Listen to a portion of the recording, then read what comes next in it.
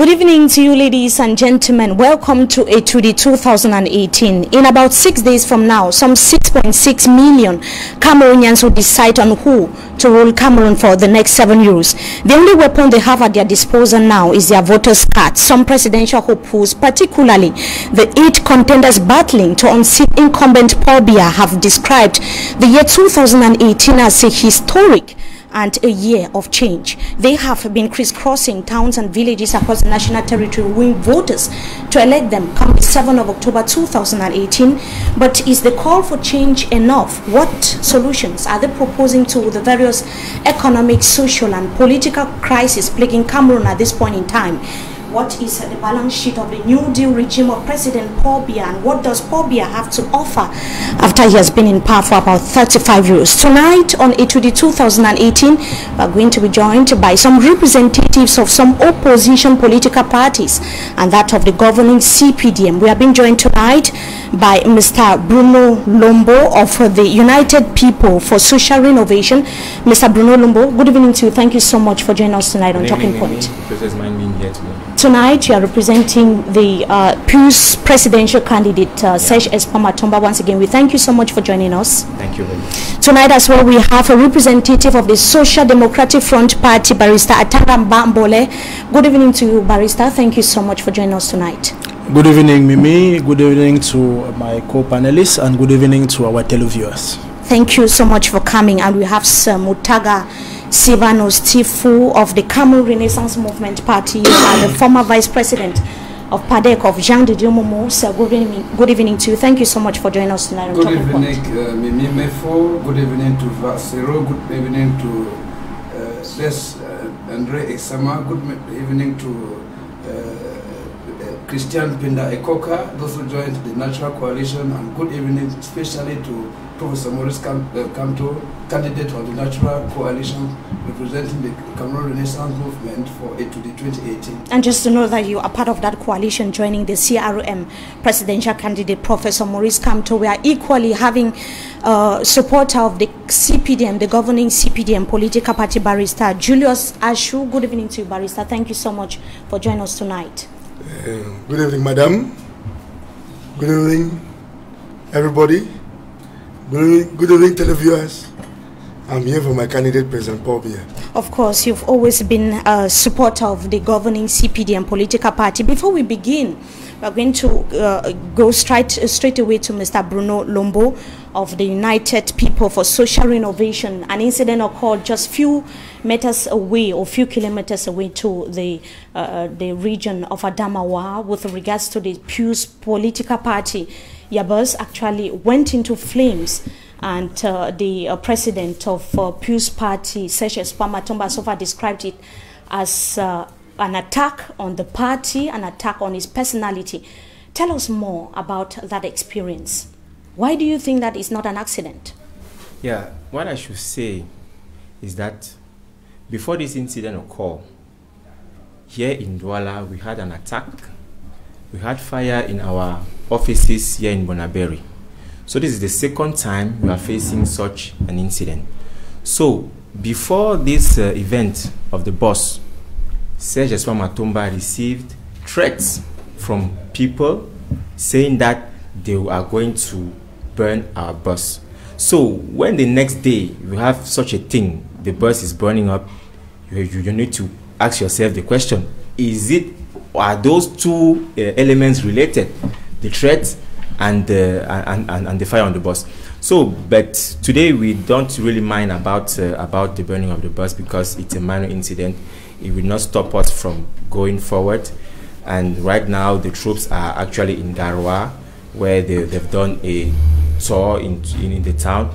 And yeah, we are confident in what we are unstoppable. So you had threats few hours or one day before? One day before. Did you take enough security dispositions to make sure that that doesn't happen? Anyway, in our organization, we have a security disposal. But what we have to say is that the government, the state has to ensure the security of all the candidates that are going for the electoral process.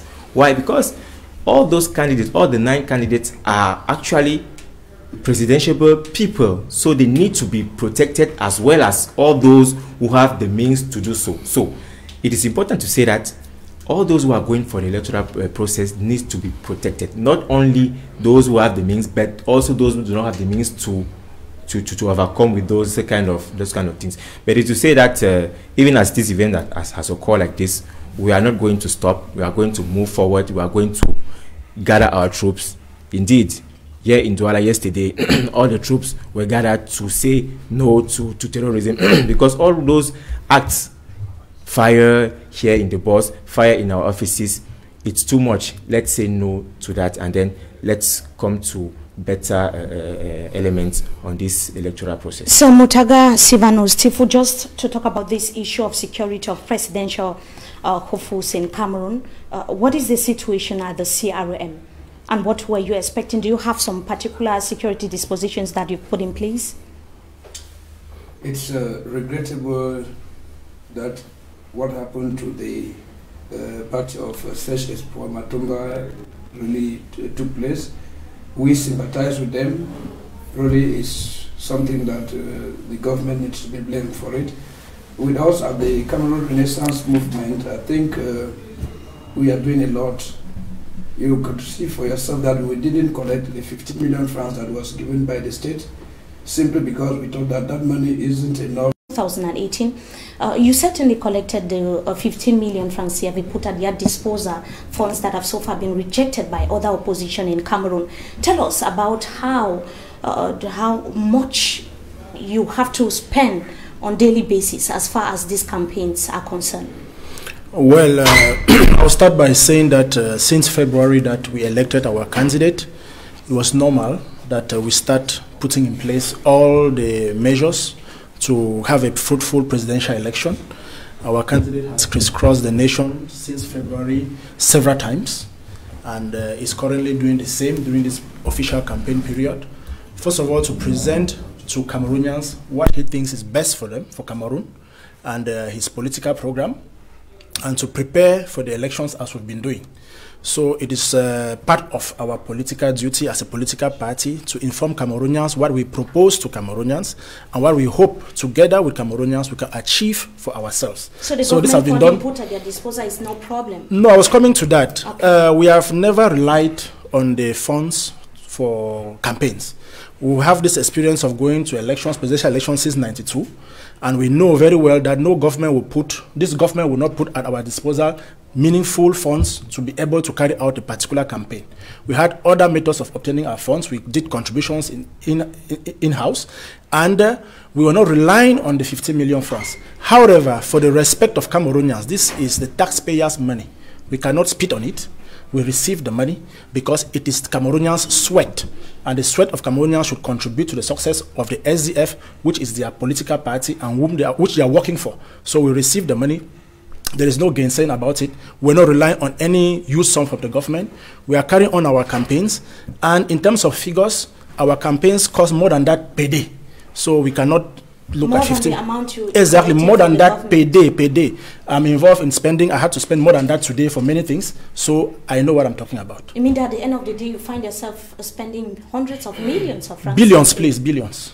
Okay, Barrister ACHU, Julius, about the security of presidential candidates, those that are vying for post of president in Cameroon. Do they think that is a place, as some opposition parties are saying, as some opposition party leaders are saying, is a place of the government to ensure that and guarantee the safety of those vying for post of president in Cameroon? Mimi, I will start by sympathizing with my brother for what happened to them. And I believe that it was, nobody can be blamed for that.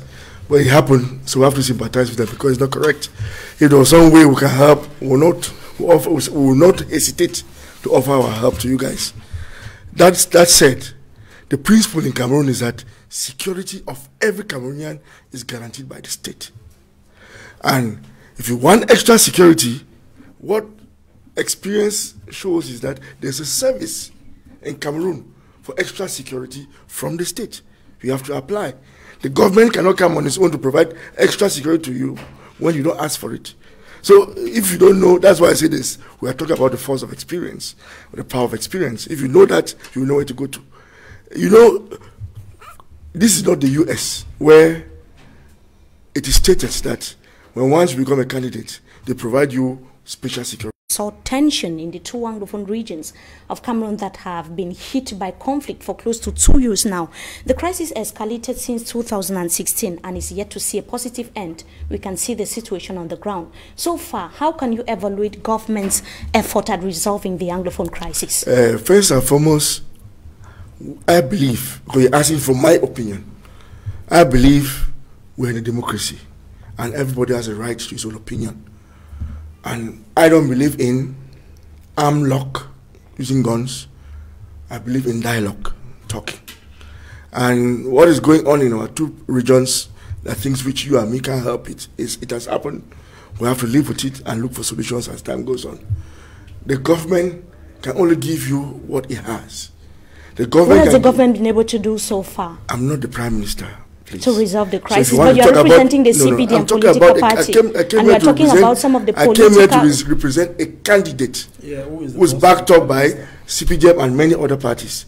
I'm not the Prime Minister to talk about the government. Don't mix up two things. You have the government, and you have the party, and you have its leader, and you have a candidate. I know I was invited to talk about a candidate, and not about the government.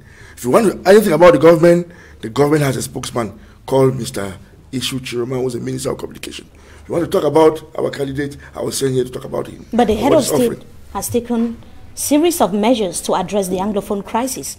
How do we explain that up to now, the situation is still the way it is? We see how ELECAM officials, administrative authorities are taking special measures ahead of the 7th of October 2018 presidential election in Cameroon. Ahead of today's October 1, we saw the governors of the two English-speaking regions, local administrative authorities taking special measures. Tell me, what explains the fact that up to now, the situation is still the way it is?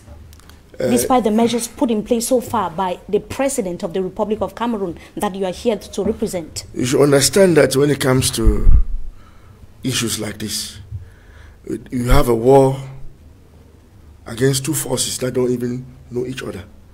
But you and me at least can identify the official Cameroon army. But I will still believe that you yourself, you can never identify who's the opponent. So it is so difficult to come out with a solution when it comes to such a conflict. So it needs a lot of tact, a lot of diplomacy, and a lot of open-mindedness to solve such an issue. And that's just what the government is doing. Otherwise, there should have been more killing than you can even talk about today. But as I say, when once there's arm lock, it takes a long time for it to be resolved.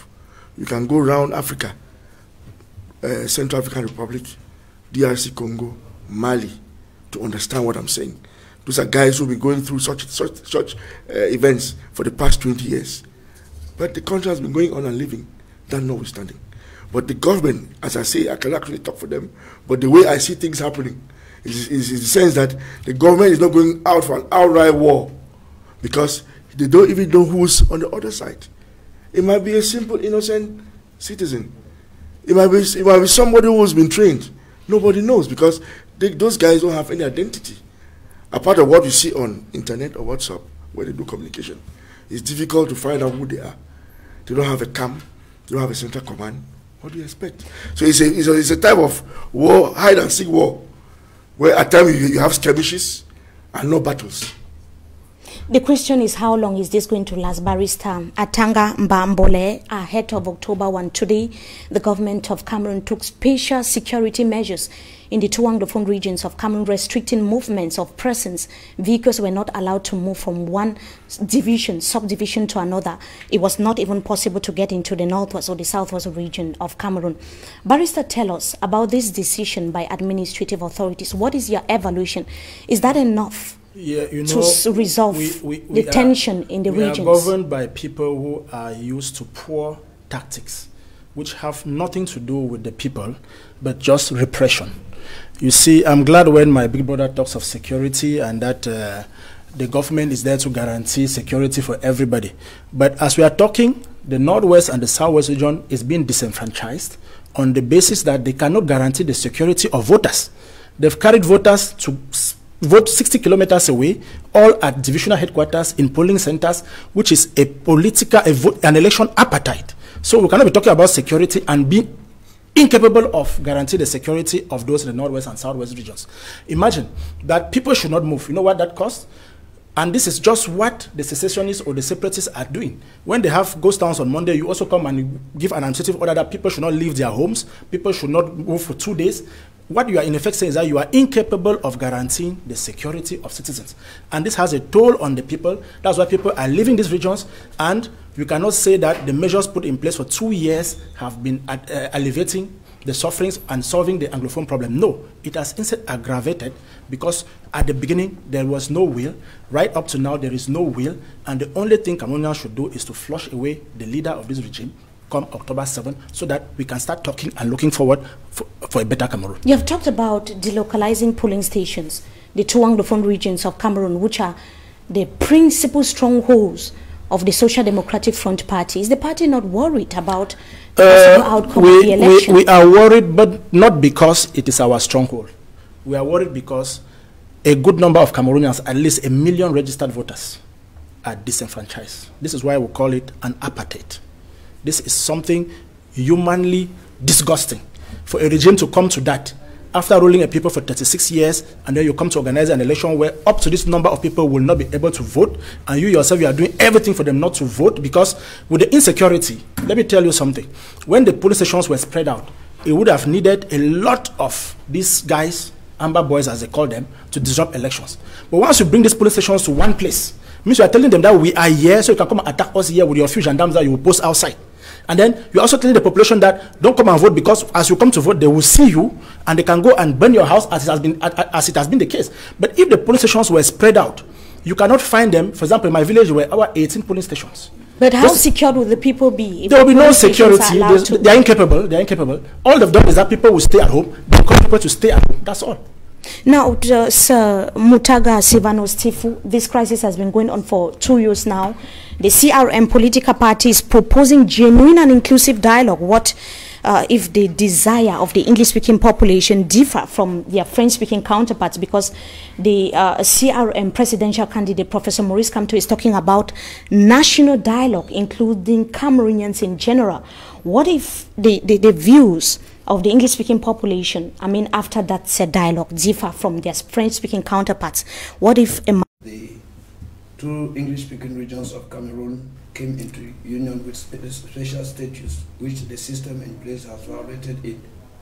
And if you look at the crisis escalating right up to the present stalemate where we find ourselves, is as a result of the gross negligence of the head of state, who has been minimizing the people. Because if you look at what is happening in 2018, instead of him struggling to go to the northwest region and the southwest region to call for calm, he goes to the northern regions to lobby for voters. You look at it. So the Cameroon Renaissance Movement's candidate, Professor Maurice Kamto, said it, that's with firm assurance that if the two English-speaking regions will be asking for restoration, which is, he would not be ready to accept it, because he believed that we are in the logics of uniting Africa. You know, if you look at the European France itself, if France wants to come and negotiate for market in Africa, they want to come through the concept of, or the pretext of, the European Union.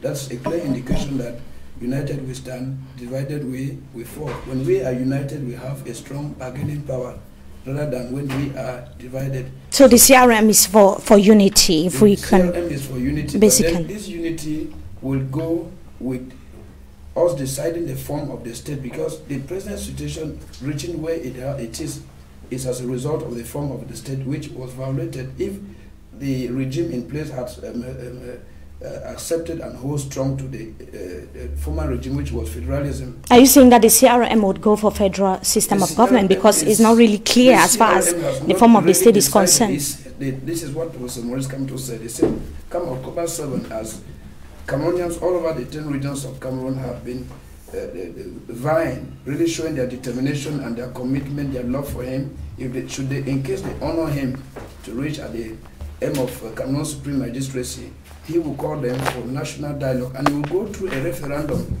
If they vote, in whatever form of state they want, he's going to adopt. He's going to adopt now, it. Mr. Bruno Lombo of PURS political party, Serge Spamatomba is proposing decentralization, effective decentralization. Tell us how it can possibly solve this problem.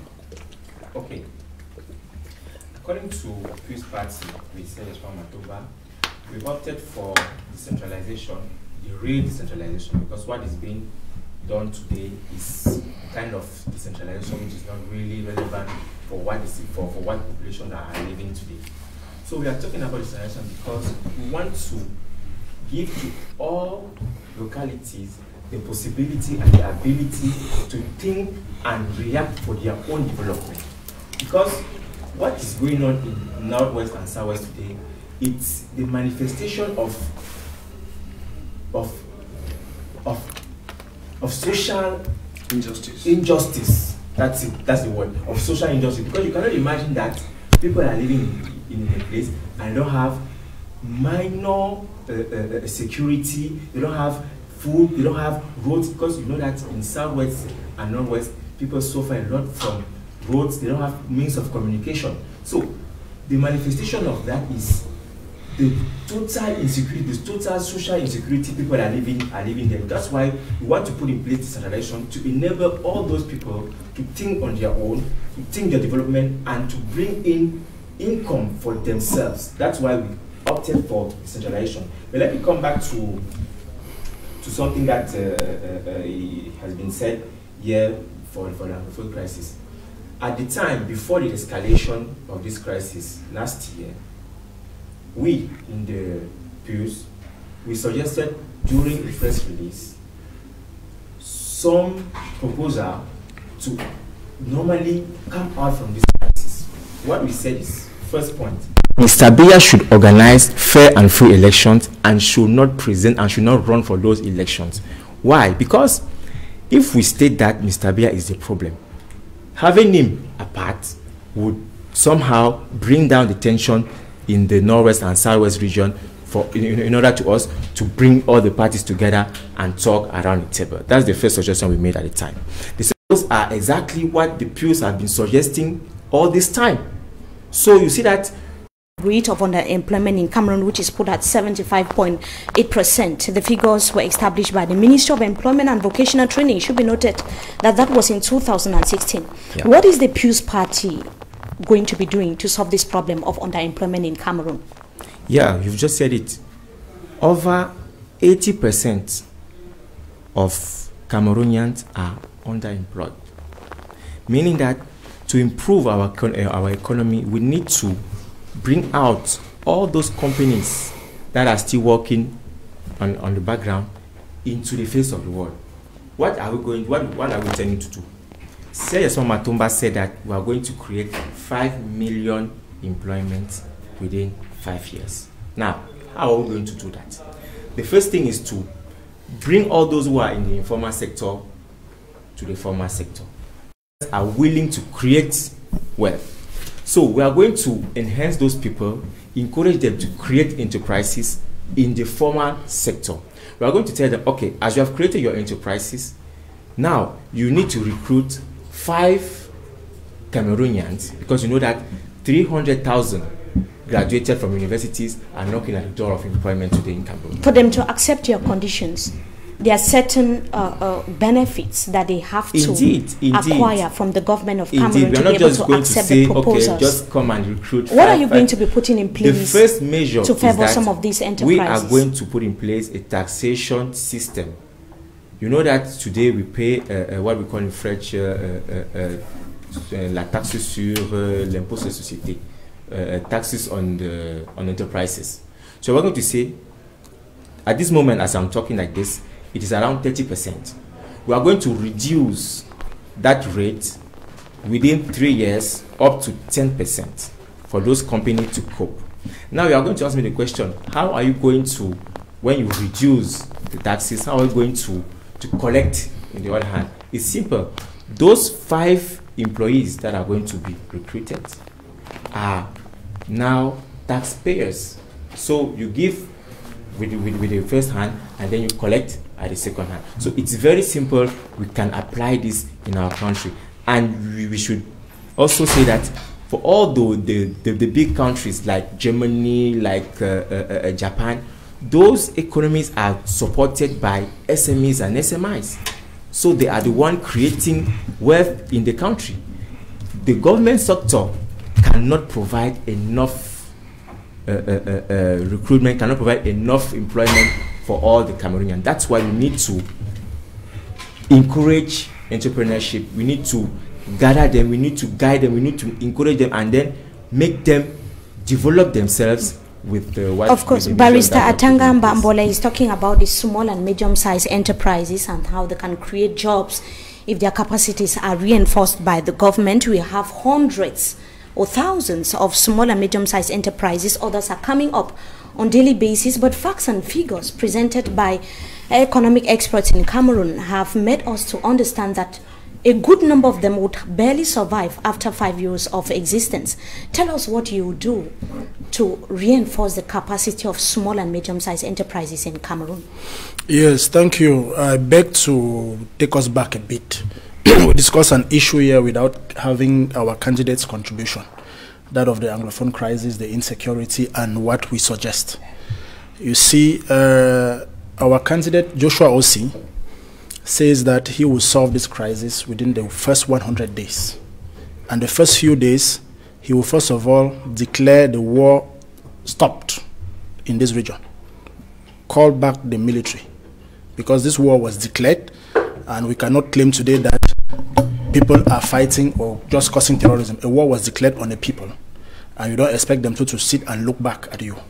So, first of all, stopping this war, and then going to meet these people, wherever they are, to dialogue with them.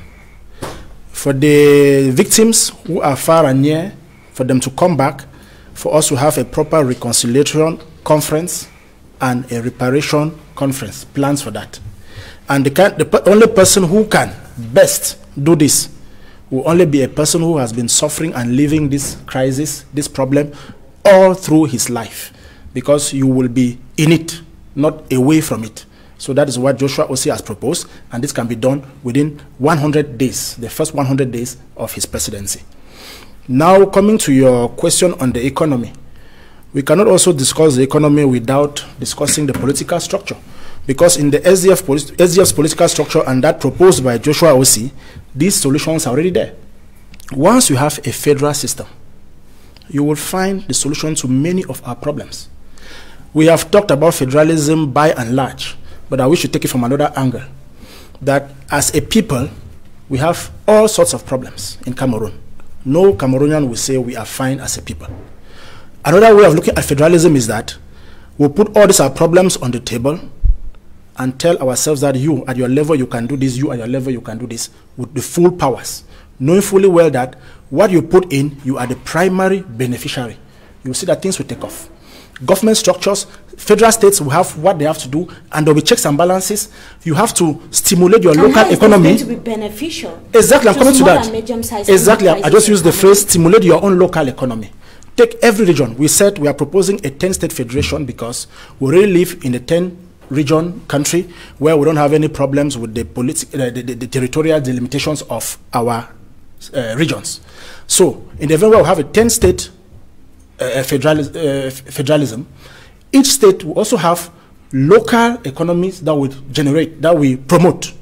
For example, the East, we have what we call local mining there. In the Northwest, agriculture. Southwest, the same thing. So these people and all these companies, with the government encouraging them with tax incentives to set up companies in this area so that we do not look at our big towns as the only places where we can migrate to. So just imagine that companies can operate freely all over the national territory, wherein you have state governments with state assemblies doing the checks and balances. Small and medium-sized enterprises will thrive, and they will not be failing after every 5 years, because we have the manpower, we have the resources, but we just need the canalization. So this must be done with a form of state, and people having a lot of latitude to manage their own affairs at their own level. How different is that from effective decentralization, Barrister? Effective decentralization is different from federalism in the sense that the man at the center still holds a lot of powers and tells you what to do. But with federalism, let me use another way of explaining federalism. When we talk of incomes, Joshua also proposes at least 30 billion francs from the federal government to every state a year. That is 30 billion. 1 billion francs from the federal government to every council a year, at least. 10 billion francs from the federal government to every state to promote the employment of young people. Works on some other institutions across the national territory. But the unemployment figures still stand at 4.3%. Those are official figures in Cameroon. How do you explain that? We see on yearly basis when the head of state is delivering his annual speech to Cameroonians, he's talking about the creation of hundreds of thousands of jobs created by the government throughout the year. How do we explain that despite the existence of the National Employment Fund that has been existing for more than one decade now, there is still high rate of unemployment in Cameroon? Mimi, you just said it's 4.3%, right? If it has not changed that much, you have to calculate it with the growth of the population too. So as the population is increasing, if we can just stay all at 4.3%, it's not very bad. But you see, what people don't understand is that there's a lot of job creation going on in Cameroon. I come from Santa, please. There's no young man there who doesn't have a farm. I can tell you, they are breaking even. Go to Boya, where you have a computer center, like Silicon Valley. If you know what those guys are doing and how much money they're making, you can't believe it. But you see, Cameroon has a system where many people don't like to understand how it functions. That's why they usually go astray. You cannot allocate money, for example, to go send to a council without there being a budget, without there being a sit-up. The council says, this is what we need, this is what I need, this is what I need. And then you to determine the figure that is going to be sent per council or per region or anywhere. So there needs to be a budget which is studied first of all and presented. Cameroon is a country whereby we have one of the best tax policies in the sense that it is you who goes and declare your taxes. Nobody comes and taxes you automatically unless you fail to come and declare. So you are the one who goes towards the tax office to say, look, I made this profit, this amount this year, or I lost this amount this year, and I want to declare, do my tax declaration so that whatever I have to pay, I will pay. So you are satisfied with the tax system? So the way the system is, to me, it's normal. And for a point of correction, company tax in Cameroon is just 1.1%. So you can imagine, 1.1%. What you're talking is profit tax, which is about 35%, which is different. When you make a profit, it's normal that the government taxes you. But you are the one who comes towards the government to make that declaration. So you see, we have a system which is very, that makes everything to be stable. And so that we don't feel it until you know about it. Barrister, you've talked about youths being employed in Santa, yes, that are into farming. Yes. You've talked about youths in Silicon Valley, in Boya, southwest region of Cameroon. Tell us what the government is doing to assist some of these youths who are engaged in agriculture. We know that some few months back, the government of Cameroon was calling on youths to indulge or engage themselves in agriculture, and that agriculture can be an employment tool for Cameroonian youth. Yes, a catalyst for Cameroonian youth. Tell us what the government of Cameroon has done to accompany some of these youths engaged in agriculture. Tell us what the government has been able to do to accompany some of these youths that are at Silicon Valley in Boya. You know, when it comes to have you ever heard that in Boya there's been a tax drive to discourage people from doing whatever they're doing? No, because most of the activities which those young guys are carrying out, they are creating jobs at the level internet, which is what we call it is virtual. Yeah, it's virtual.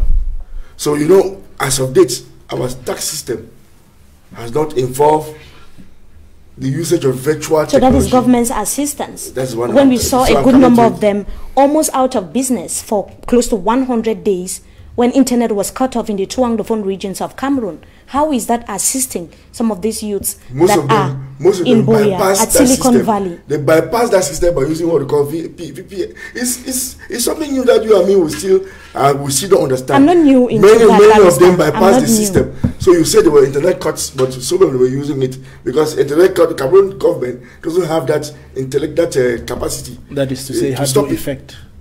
Please, you don't want me to talk again. No, Barrister, go ahead. You have the floor. Cameroon government doesn't, as of date, the technology system, the computer system in Cameroon was not capable of actually blocking the internet, as people say, because of the way around it. And those guys were capable of going around it. But what is disturbing them more now is this conflict, this crisis, where they can't operate any longer.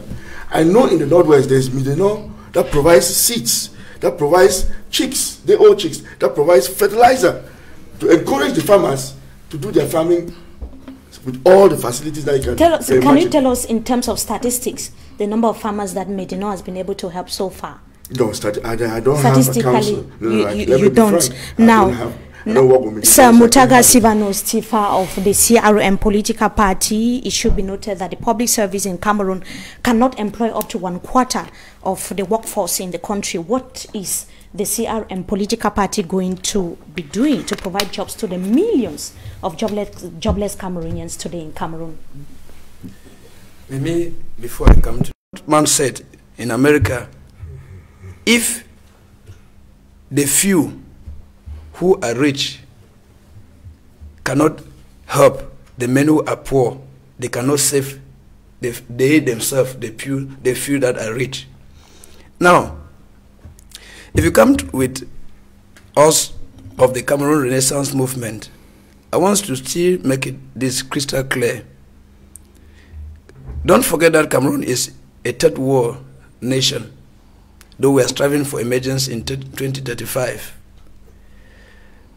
The agricultural sector, if you get the number of people that CDC employs, you know that it's more than what civil service employs in our country today. CDC alone cannot employ. We have smallholder schemes and not the like. Farm to market roads are lacking. There are many of our youths that have just graduated from university. They would love to get themselves involved in agriculture. But how would they evacuate the products to the market? Tell us what the CRM is going to be doing to solve this problem of unemployment. So, like concretely, how many jobs are you going to be creating during your first mandate? Like I was saying, the president of the Cameroon Renaissance movement said it clearly that per mandate, at least if it's small, a total of 55,000 jobs should be created. In 7 euros. That's per year. Per year. If it's small, and he makes it clear, it's created at all levels. First of all, we talk of doing what? Professionalizing education. When you professionalize education, you find that youth can auto-employ themselves, thereby relieving the government of the stress. When we talk about employment, it's not only the government employing, but the government can assist the youth to create jobs for themselves. We talk of giving that access to youth to be trained as experts, especially those that have acquired a certain level of formal education, and even those that have not been to school. Don't forget that there are school dropouts who are moving the streets. Those that are the pickpockets in the road, in the street, and all the like. You need to bring them. It's the job of the state to identify them through specialized institutions, social institutions. Tell us about those institutions that the CRM was going to draw inspiration from and get you trained. So there hasn't been any institution in Cameroon that we can draw inspiration from. I mean the domains of job creations that you are going to put in place. That is exactly what I'm talking of. We have carpentry. We have building and construction. Those are basic things that we can talk of. Are you getting what I'm saying? With this, you need to train the youths. When you give them the training, and then you provide them the material, not the finances, and there is follow-up, you find that this youth will gradually get themselves employed. That is in the technical educational system. Technical educational system. And then we come back again, I talk of professionalizing the youth. There's a kind of professional education that we may get, and then which does not facilitate us having jobs. Take, for example, we have accountants that are graduated from universities. Are the financial institutions enough to employ them? Does it mean that if you acquire education as accountant and there is no financial institution for you to get a job, you cannot help yourself out? When you take an accountant that has just graduated from university and you train that accountant, let's take, for example, into let's say hotellery, are you getting what I'm saying? You facilitate by the equipment, the baking equipment for the person to bake bread and all the like. The person that has done that can employ other persons and will manage the finances well because he or she has done the education. The person can be now the accountant of his own enterprise through the help of the state. But there is food in their villages because the soil does not deceive. But they think that there are push factors. They are pushed out of the village by what the pull factors in the town. You have electricity, potable water, and all the like. Recreational facilities. So you're going to provide electricity. These things will be provided in the rural areas, keep the people so in that their villages. with the farm to market roads, the youths can get themselves employed, develop their own environment. I can tell you, last time when I visited the southwest region, that is around Ekluvinte my 10, you need to see the way those cocoa boys are doing. They are willing. Some of them go right far into the bushes to clear the farms and cultivate cocoa. But then when it comes to evacuating the cocoa to the market, you find that it's difficult. They spend days, and sometimes before the cocoa is even brought home, when it has been dried in the forest, you find that rains disrupt it on the way, especially when it rains, and you know, with the muddy road and all the like. And then sometimes you look at the channels to which they sell this cocoa through, they end up being taken by dubious men. Those are some of the difficulties of farmers or the agricultural sector in Cameroon. Mr. Bruno Lombo, just to find out from you, in 2011, the head of state who was in a Bolova South region of Cameroon announced the putting in place of the second agriculture or second generation agriculture. Several years after that announcement by the head of state, the agricultural sector in Cameroon is still to have a new facelift, as I can put it. What is the PURS party going to be doing to revamp the agricultural sector in Cameroon? You've just said it, Mimi. Mr. Bia announced many things, excuse me, but nothing has been done yet. So what Serge Matomba is actually suggesting and proposing to the Cameroonian, you know, in Cameroon today, we have something like 80 centers and 24 agricultural schools. We intend to bring that number to 40 so that we should have 120 agricultural institutions in our country. That's the first step. The second step is that every year we train 50 youth in each of those institutions. If you multiply 50 by 120, you have 6,000 youths actually farmers at that moment, actually trained farmers at that moment. Now, what is allocated for them at this moment as I'm talking like this, they have, each school has 100 hectares on which they can actually implement what they have been told in school. What we are going to do is, after training, we give 1 hectare per youth to develop cash crop.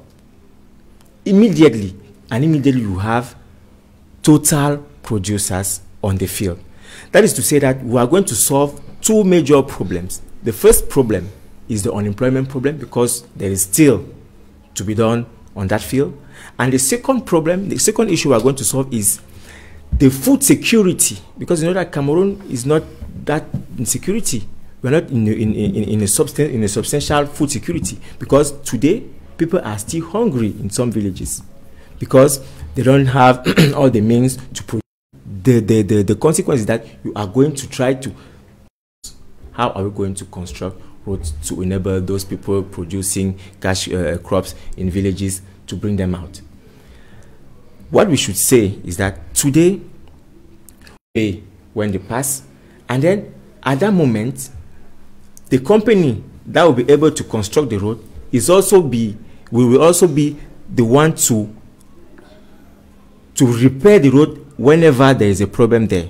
So you see that the country will be doubly benefiting from that situation, because the road are always going to be on the right state, and then the company as well is gaining, and now even the state is going to gain, because there is a rate that has to be and how much shared. is the state going to be investing in the agricultural sector in Cameroon in terms of funds that you are going to inject in the agricultural sector?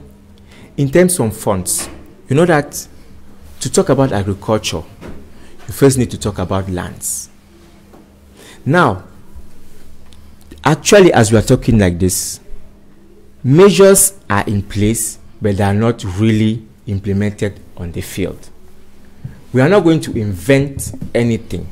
We are just going to put in place a management system to enable those different schools and institutions to better manage what they have to manage. So we are not going to create something new. You're not going to set aside a particular budget for that. But what is important to say is that the particular budget will not be used only for farming. It is for industrialization and help those people in general. Now, Barrister Atanga MBOLE, the Social Democratic Front, has put in place a land policy to help Cameroonians have access to land to boost the agricultural sector in Cameroon. But is that going to be enough to boost this sector, which is a backbone of the Cameroonian economy? Because we know what the agricultural sector can bring to an economy. We know that the agricultural sector has been epileptic, as many economic experts have put it in the past years. There is need for the sector to be revamped. What are you going to do to revamp this sector? Is it just going to end at the level of land policy? No. Agriculture forms part of the Joshua Osi's program. In fact, a lot of emphasis is laid on agriculture. If you have to read the close to 100 pages that we have as a political program on our website, www.oc2018.com, you'll see that a lot of emphasis is laid on agriculture. One, we are in the tropics, so we cannot joke with agriculture. It remains the bread basket of this nation. It remains the employment that is waiting for everybody. But then the government needs to play the enabling role so that this sector triumphs. You see, when we're talking about employment, unemployment, we are so unemployed that the jobs that we have today are motor taxi riders and what we call call box ladies. Which does not not because they cannot stay in the villages and engage into effective agriculture, but because there is no enabling environment. They are chased out of the villages because of the hardships, no farm to market roads, like Bruno rightly said. All this, the SDF and Joshua OC, what we propose is this, that we are going to raise the livelihood of Cameroonians, not struggling to bring down the standard of living, but to raise their livelihood. Laws are there for it. That is why we talk of increasing the minimum guaranteed wage to 160,000 francs in 5 years. That's why we talk of doubling the salaries of civil servants in 5 years. When we say this, people think that it is strange, but we remind them that in 1993, 1994, even when we double the salaries, most salaries will not even get to the level of 1993, 1994. So these are measures that will stimulate growth, stimulate, first of all, consumption. And then once there's consumption, there must be production. And once there's production, there must be growth. The economy will definitely grow because the entrepreneurs will have more to produce. And then once this money is turned and we have enough money to support the economy, we now go back to our formula I said at the beginning, that of federalism, because all these problems of farm to market roads, all these problems how products will be taken care, local agriculture, agricultural schools, these are things that have to be done by state governments. We only give them funds and supervise. So much so that the funds will not be enough. But people in every locality, once they know that if they have to contribute, just like this idea of PTA, which has been copied and is nationwide, it started in the Anglophone regions. Why? Because Anglophone parents will realize that whatever resources the school has cannot be enough, and then they come in because they know that their children will be the primary beneficiaries of that. It will happen with roads. It will happen with hospitals. It will happen with schools. It will happen with the agri schools that we have. It will happen with the agri businesses that will be created, and the government will fund them. I earlier said that $1 billion. How much are you going to be investing in the agricultural sector? I cannot give figures because we need, first of all, to have this money as income. What I can say for sure is that this money will be given to the states. You know what you best do. For example, I told you of 10 billion francs every year to every state to encourage youth employment. They can use it for agriculture. They can use it to train. They can use it maybe to develop roads and what have you. So this would depend now on the particular. Where are you going to get the 10 billion when it is even above? No, see, when I hear that question, it is above the state budget, annual state budget in the country. No. The annual state budget is around 4,500, and it will likely go to 5,000 this year. It keeps increasing. When we talk of money, Cameroonians are afraid. What we will simply do is that we will revise the channels of our current expenditure. That is all. We are not saying that we are going to increase budgets. No. Money that we use wrongly in our budgetary heads, for example, miscellaneous money coming to the civil service to double the salary of civil servants, to increase it at a rate of 20% every year. If we take just the money for miscellaneous expenses, money for bonuses, which have been made for a few civil servants, so that these civil servants now work or connive to remain there and never go, to benefit from that money, and to the detriment of the majority who are working for this country. If you take that money, you can double their salary. And we come to understand that in 1993-94, salaries were cut not because we had the money, because we wanted to pauperize a nation so that we keep on following them and begging in the CPDM to perpetuate a reign. Another reign has taken us to where we are 2.5 decades away. So what I want to add is that the SDF has a clear policy on the economy, people-centered. And through the federalism that we wish to implement, people will solve their problems as they have. And you know that you are the person to benefit from whatever solution, for whatever contributions you make, many things will move. Now, Barrister Julius, I should tell us what the CPDM presidential candidate is going to be doing to boost the agricultural sector in Cameroon. Do you have a plan of action? We've told you that we are in for continuity because the action plan that has been put in place is working. In the northwest, we have Mideno. In the southwest, we have Soweto. Let me tell you something that you don't know. Do you know that the richest persons in Cameroon earn their riches from agriculture? Check it out. Those who deal in cocoa and coffee, those who deal in cotton, those who deal in dairy products, those who deal in cash crops which are exported to Gabon and Angola, they're the richest Cameroonians because they depend on agriculture. So they know the secret that many people don't know. That is the only sector that will never tell you a lie. But you understand that, you should understand that from all what we're hearing. CPDM, the President Biya, likes to treat the issue at a macro level. We are talking about, all we're talking is micro. What to do day to day, what to do with cocoyams and cocoa and coffee or whatever. But you have to understand that to succeed in all of that, the first thing is you handle the macro aspect like having energy. If you see the amount of dams which are being built now in Cameroon, the main issue is to boost agriculture and strategy paper that was supposed to help attain the emergence vision by 2035. The growth and employment strategy paper that was put in place in 2009. We are just barely few months to the end of the first phase of that project that was put in place in 2009. Like I indicated, it was supposed to solve some of these problems in the agricultural system, the problem of unemployment, the problem of bad roads across the national territory. How can you evaluate the implementation of this first phase of the growth and employment strategy paper? When President Biya came out with grand realization, what we call great with that project, I like to put it in French because many people understand. Grand realization. That means to attain that 2035 goal, we have to handle the macro aspects of it. You don't go to the micro, you go handle the macro, which the first thing, as I say, is energy.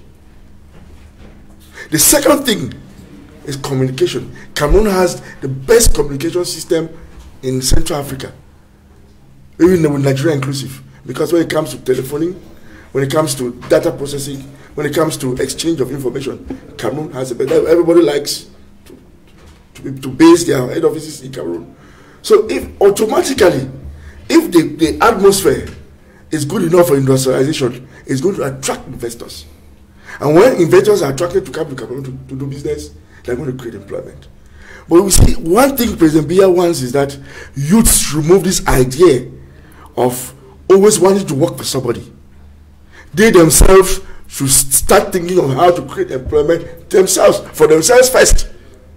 Because you create employment for yourself, you are going to create employment for a second person. You talked about Cameroon attracting investors. Yes. Who are comfortable about the system, the communication and transport system in Cameroon. Now, the Minister of Public... Deteriorating at every given point in time.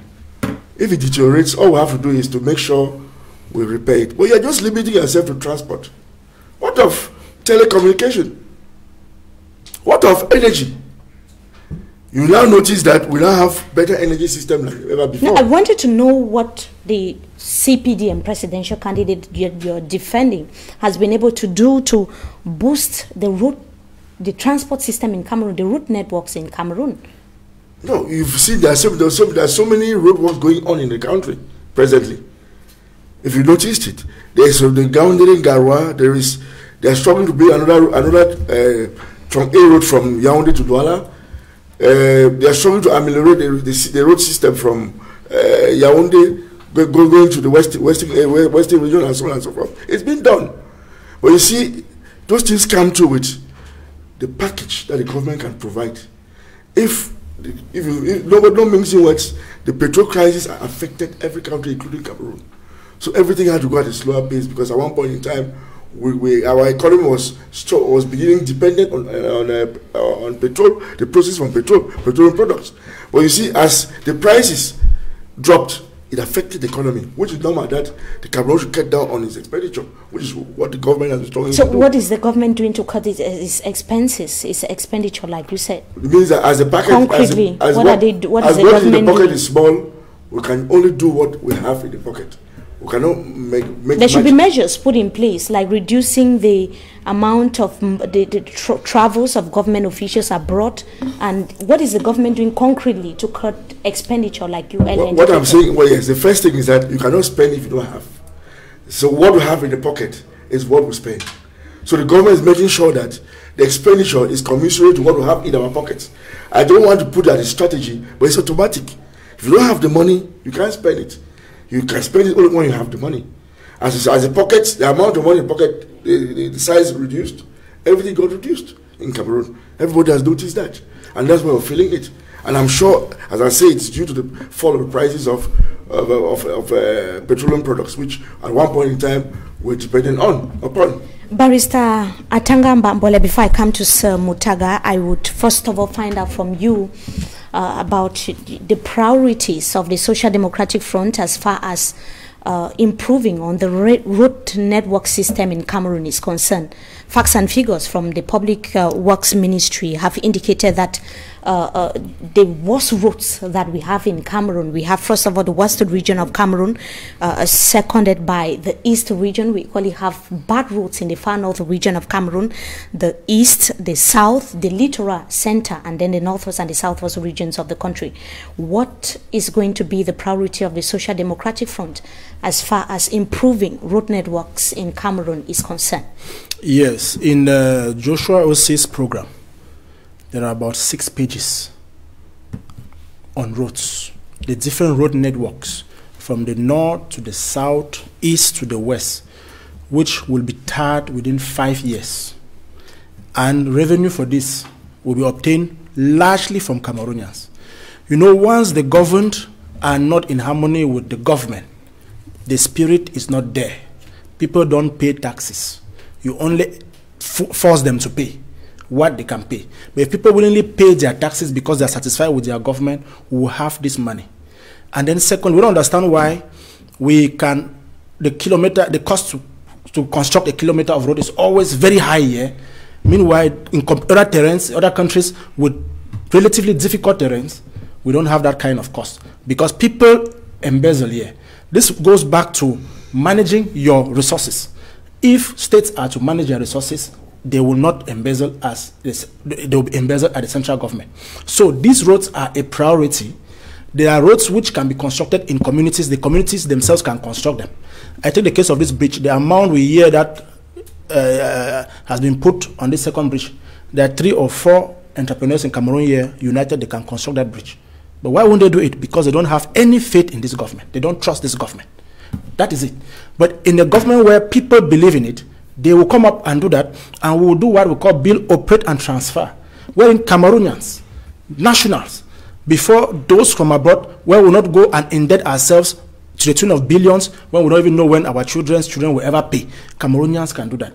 Because if you see people building mammoth mansions at every junction, every road corner, that is money. If they were sure of the government, they could put in roads, and it will help everybody. So the SDF's policy on roads and Joshua Ossie's policy on roads is that this will be participatory. The government will invest in it.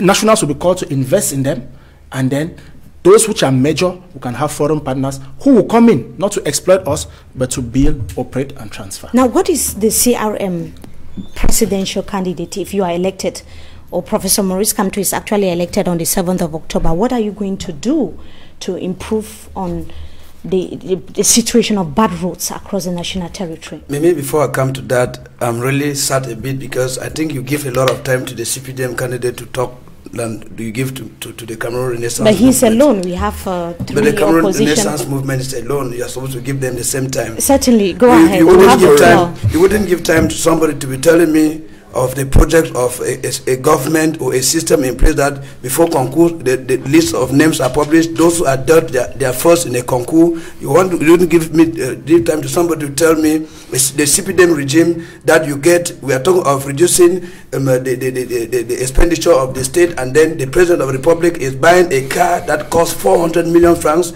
You see the car he bought, the caravan for campaign and all the like is worth hundreds of millions. Why people are starving? You will be giving time to somebody to talk when the roads are dilapidated everywhere, living from just where in Douala to live from Ndokoti to what they call the general hospital. You take hundreds of hours to reach there. You wouldn't be giving time to somebody to talk in a town where people lack just water to drink. Now let's come back to your question again. In fact, I'm really saddened when we come to this is time for campaign. Sometimes when those questions are really twisted and maybe I think that they are teleguided, it doesn't allow us to express ourselves. So let me come back. It's a complex. It's not a complex. But he's representing the CPDM presidential candidate. You give him a lot of time. In a way, I'm not. But you have the floor and you're wasting your time. I'm not wasting my time, please. Like I said, your question again, please. I was talking about yes, because I was talking about what the Cameroon Renaissance Movement Party is going to do to improve. You are talking about bad roads. I talk about bad from roads ACHU to the general hospital here in the economic capital Douala. What are you going to do in general to improve the road network system in Cameroon? I'm really saddened again when you talk of roads. I look at the road Baba to reach Bamenda and all the like. The number of accidents I've reached there. The last time I went to Bamenda, my bulldogs almost got peeled. Now coming back to what the Cameroon Renaissance Movement is thinking of doing, you can imagine it, that most of the contracts that are awarded to public agents who are members of the Cameroon, they call it what, the CPDM. When they are not accountable. Most of these guys, they twist money, and you look at it, the issue with bad roads in our country is not that the state does not allocate funds for it. It's because most of these guys that they locate funds for roads to be constructed, the contracts are given to CPDM people. And whenever the law wants to follow them to pursue them up for embezzlement, you find that the head of state who is at so what is the CRM going to do to ensure that transparency? I am coming back. To ensure that there's transparency when there is a project to execute, like the construction of roads. We come back. Article 66, which says everybody must declare his or her wealth, especially his assets, when he takes a post of responsibility, has to be put in place. Because most of these contractors, I tell you, they are public agents. They are people who work within the administration. If they declare that word, then if they give you a contract and they see that you have amassed wealth, which they don't know the source of it. They begin to think of it. And then one thing we want to do is that we are going to encourage our local contractors using the funds of the state, but with a system that does effective follow-up. Because most of the things that happen in our nation, especially when it has to do with punishing these people, is that the laws are written, the contracts are given, but there are people who, the people go down to the road, they check it, and they don't come back to give accountability to the state. Forget, if the argument is weak, I want to still come back to you to tell you something. Permit me say it. A man of 86 years old, if the president of the republic is that kind of a president that moves around the nation to check the roads, you find that the funds that are located for those roads to be constructed would be constructed. But the president is already tired. We cannot be talking of voting a president that is tired, that cannot go all through the regions to look at the state of the road. Those he sends to look at the state of those roads, come back and only tell him that the roads are fine. It is when the president wants to visit maybe the northwest region. Yes, there is need for proper follow-up. Yes, and that is what the CRM is going to be doing. Proper follow-up. When it is when the president wants to go to visit Bamenda, you see overnight, a week. Now, another thing that disturbs me is we are on a campaign period. You look at security officers, gendarmes, and all the like are sent on mission to guard the president in the north using the state money. Whereas you get the candidate of the PURS, his car is burnt. I gave that opportunity for you to talk about the security of candidates. I gave the opportunity for you to talk about the security of candidates during the electoral period. I want to come back. You know, when we focus certain things at times, you need to come back to talk about them. Okay, certainly. You have the floor. And now you have a lot of time. I have a lot of time. Thank you, my brother. That's why I'm saying that we cannot be supporting such a candidate that during the period of election, we use state money that ought to be used to do other things to send soldiers on mission. Hundreds of soldiers bonded and taken to the northern regions, disrupt campaigns of other political parties from taking place in the northern regions, mobilize governors and all the like, sub-divisional officers and all the like to rally behind, whereas it's not done. Meanwhile, these people during presidential campaigns or campaigns or other elections, they are supposed to be neutral.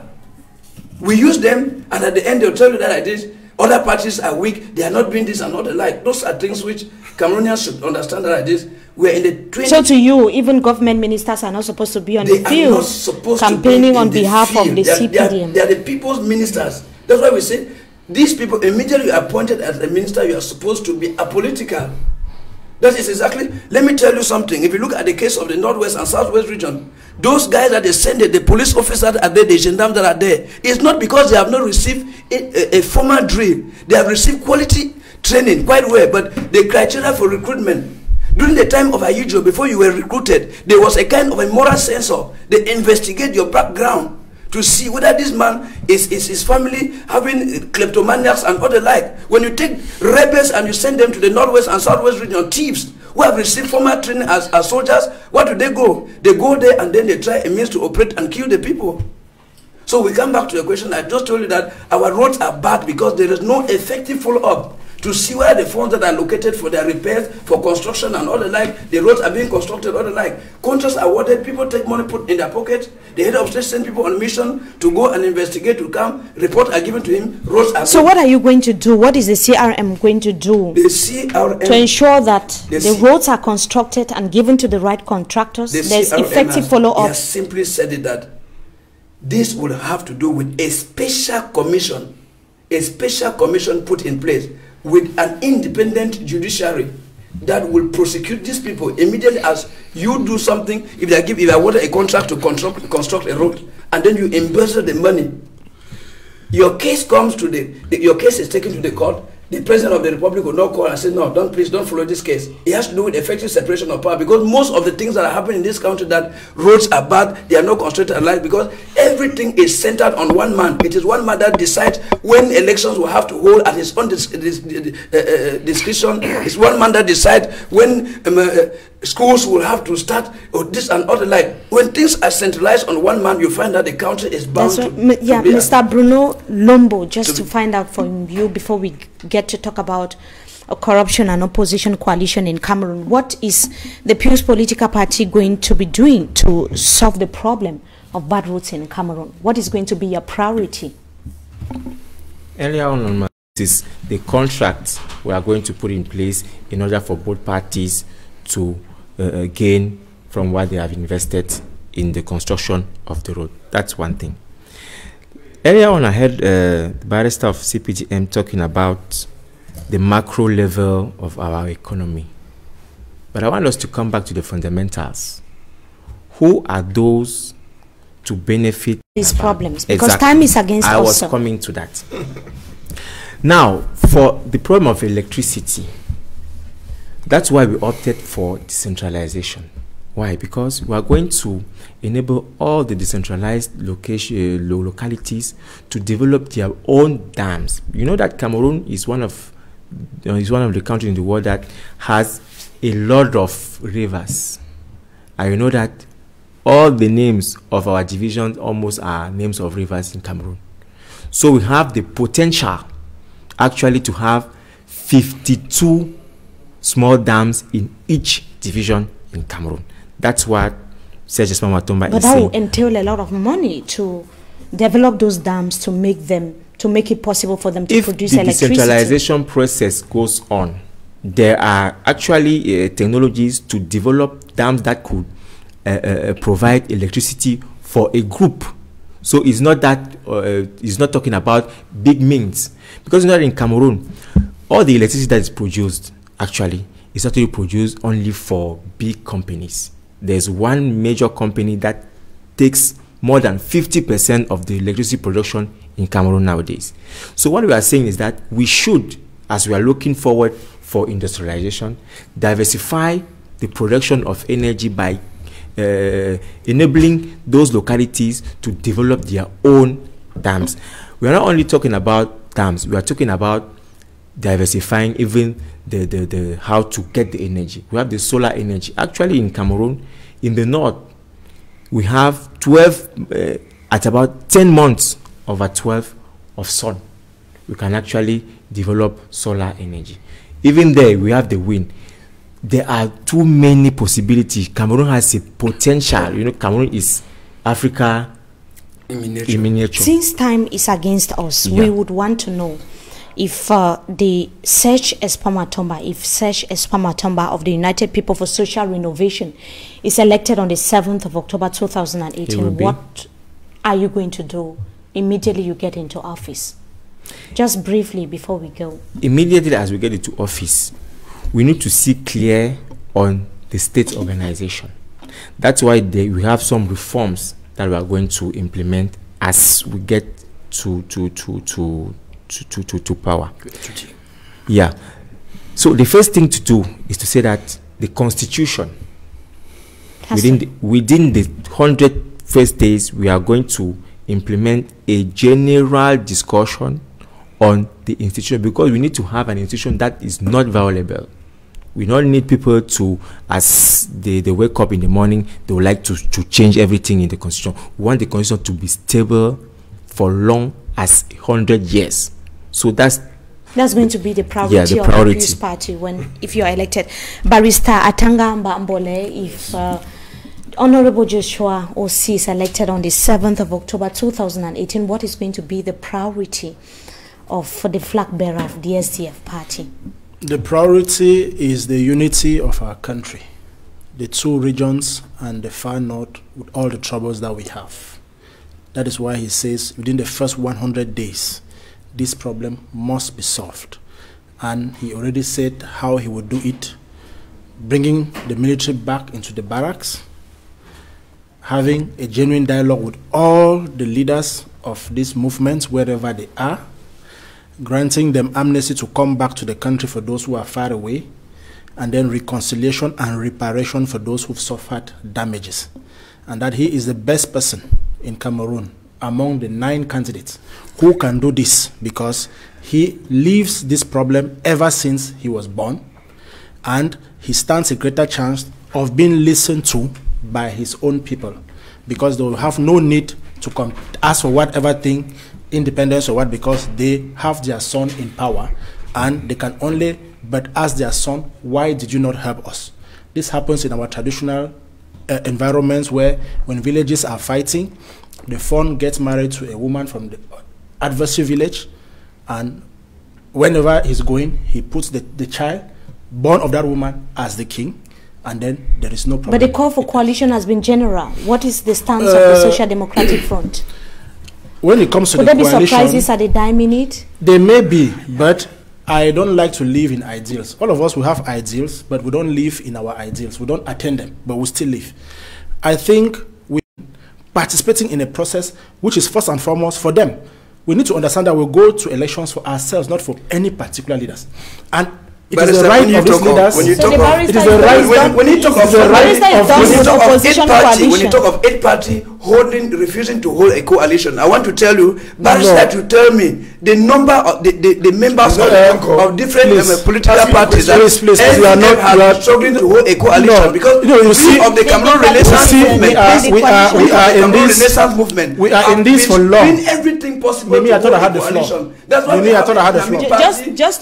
No, we are not coming up. Concluding very soon. We are not coming up to list people who are supporting us or parties which are supporting. No, we are talking of parties. We are talking to Cameroonians. Just 1 minute. When you have the floor, you list the number of people supporting you. We are talking to Cameroonians who are supporting us, and we are into this business more than you people, at least twice the number of years that you've been into it. And we know what is important at every juncture. We know what is important, and I will not talk like some people who have the force of experience. We have the strength of the diversity, and we are capitalizing on it, and we know what we are doing. And we know fully well that there is no way some of the people who are in the race cannot bow, which is their right. So we are talking to Cameroonians to understand why people cannot bow, and that Cameroonians should know that if some people cannot bow to others, Cameroonians have the key in their hands, and they know what to do on October 7th. So that is why we are saying that on October 7th, this is the best candidate, Joshua Osei, to solve, first of all, the Anglophone problem, to solve the problems of Cameroon through federalism, because we are going to put in a federalism wherein everybody will participate, wherein every state will have its own responsibilities, and all the federal government will do, apart from keeping sovereign areas will be to check and see how these are functioning. Some people have not been courageous enough to tell us whether they want decentralization or federalism, but we've come out to tell Cameroonians that we want a 10-state federalism with all the powers. Now, Barrister, just final words from you on behalf of your candidate, President Paul Biya, the incumbent, who is going in for the 7th term in office. He wants to rule Cameroon for 7 more years. What would you tell Cameroonians so that they should vote for him on the 7th of October 2018? What is your final word? The first thing is that if you notice all what has been said about federalism and decentralization, the other speakers are just barely talking about taking new wine to put in an old calabash. Let me tell you something about politics. President Paul Biya has 9/10 of the Senate. He has 3/4 of the National Assembly. He has 9/10 of the councils.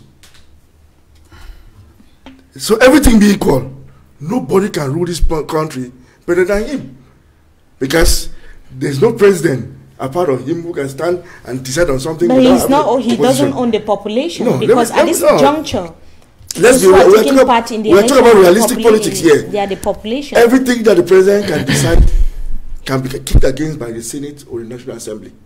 If you don't know that, everything, and you should understand that decentralization is the issue of, is the thing of the councils. CPDM has 9/10 of them. What do you expect? The way, so if you have to be realistic, because you don't go to politics to lose. Join the winning camp. Join this guy. Join this guy. This is the only guy who's fit to rule this country nowadays. So MUTAGHA Sylvanus, Tifu, final words from you. Yes, Mimi, thank you so much. Professor Maurice Kamto is elected on the 7th of October. What would be the priority of your candidate? The priority of my candidate, first of all, is to, he said it, that he will go to the northwest and southwest region. He will go to Nigeria, tell our brothers and sisters who are there that they are Cameroonians. He knows their grievances, that they are there because they have been tortured by a bloody system, a bloody regime. He is their brother. He fought for Bakassi, and that is why Bakassi remains the land of Cameroon. And then to come to those who have been talking that the Cameroon Renaissance movement is not willing for a coalition, I will tell you that I'm a practical example. I left from PADEC. We joined the Cameroon Renaissance Movement, dynamic of Abel Zonga. We have Christian Penda Ikoka, that was with he was technical advisor to the President of the Republic. We have Paul Eric Kinge. We have Andre Blaise Esama. We have Vasero. We have other guys, civil societies and other like. You see that Professor Maurice Kamto is willing for a coalition, and if you see many of these coalition that he's leading, they call it natural coalition. Coalition that he's at the helm. Yes, Mimi, please, before you round up, I want to tell you that there is a difference between a natural coalition and a political coalition. A natural coalition is a coalition that is made by the genuine will of the people, even if their leaders refuse. That's why you see militants of other political parties running for the 2018 presidential elections are following Professor Maurice Kamto. To round it up, this is the ballot paper of the Cameroon Renaissance Movement. This ballot paper stands for what? It tells you red card to the CPDM regime, and that what they call, you score your penalty. What they call red card. What they call red card to the Cameroon Renaissance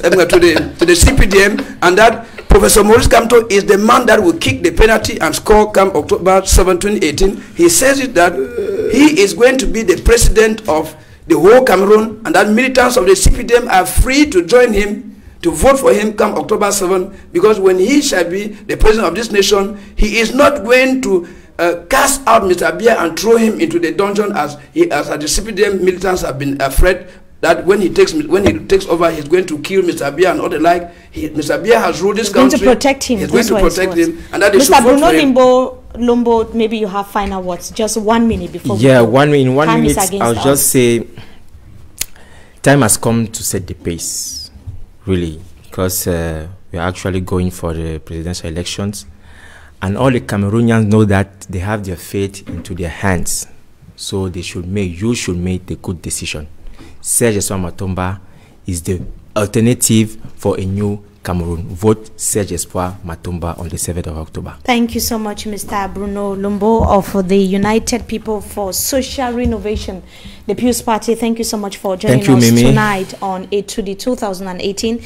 Sir MUTAGHA Sylvanus T4 of the CRM, former Vice President of PADEC Party. Good evening. Thank you so much once again for joining us tonight. And thanks to Professor Maurice Kamto, who is presently in the Bolova, that will be coming back again for a return campaign in Douala. We certainly hope to have him here. Over 70,000. We certainly hope to have him here expected on ETOUDI 2018. Barrister Atanga and MBOLE. Thank you so much of the Social Democratic Front. Thank you so much for your time. We call on Cameroonians to take their destiny into their hands. They should not be frightened by the figures given by the CPDM. Those are figures planned to explain or to justify their tactics that we all know. We are bent on arresting these tactics this time around, and Cameroonians are up to it. Barrister Julius ACHU, well, thank you so much thank you, Mimi, for being part of ETOUDI 2018. I have not talked about any other party. I have not called any other name.